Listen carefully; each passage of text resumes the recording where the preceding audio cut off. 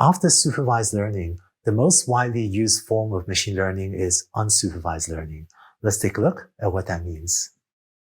We've talked about supervised learning, and this video is about unsupervised learning. But don't let the name unsupervised fool you. Unsupervised learning is, I think, just as super as supervised learning.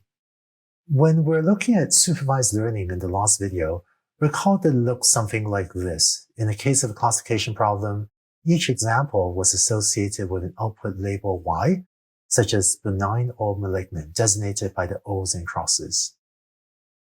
In unsupervised learning, we're given data that isn't associated with any output labels Y. Say you're given data on patients and their tumor size and the patient's age, but not whether the tumor was benign or malignant. So the dataset looks like this on the right. We're not asked to diagnose whether the tumor is benign or malignant because we're not given any labels Y in the dataset. Instead, our job is to find some structure or some pattern or just find something interesting in the data. This is unsupervised learning. We call it unsupervised because we're not trying to supervise the algorithm to give some quote right answer for every input. Instead, we ask the algorithm to figure out all by itself what's interesting or what patterns or structures there might be in this data.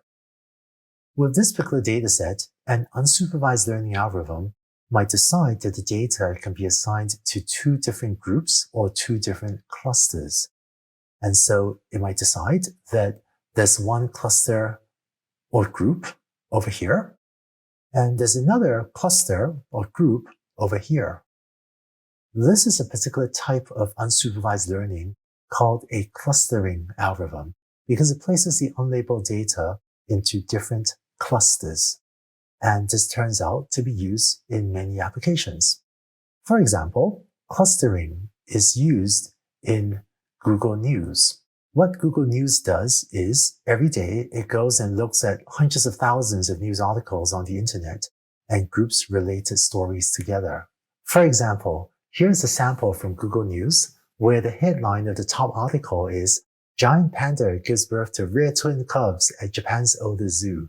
This article had actually caught my eye because my daughter loves pandas, and so there are a lot of stuffed panda toys and watching of panda videos in my house.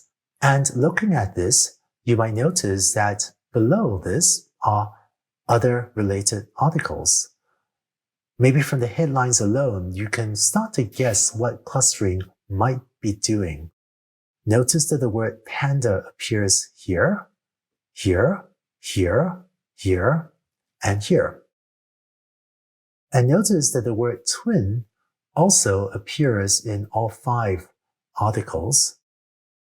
And the word zoo also appears in all of these articles.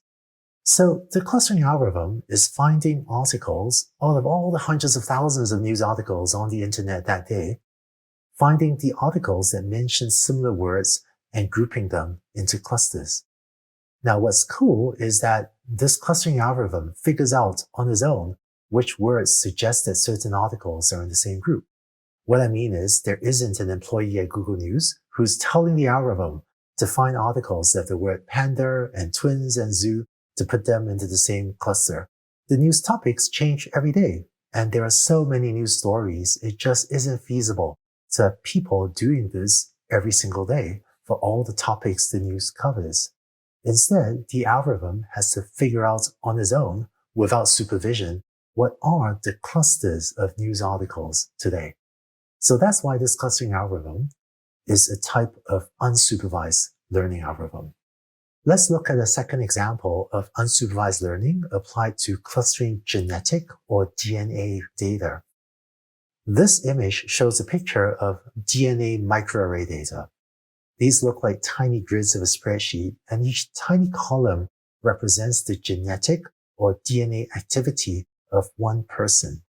So, for example, this entire column here is from one person's DNA, and this other column is of another person. Each row represents a particular gene. So just as an example, perhaps this row here might represent a gene that affects eye color. Or this row here is a gene that affects how tall someone is. Researchers have even found a genetic link to whether someone dislikes certain vegetables, such as broccoli or Brussels sprouts or asparagus.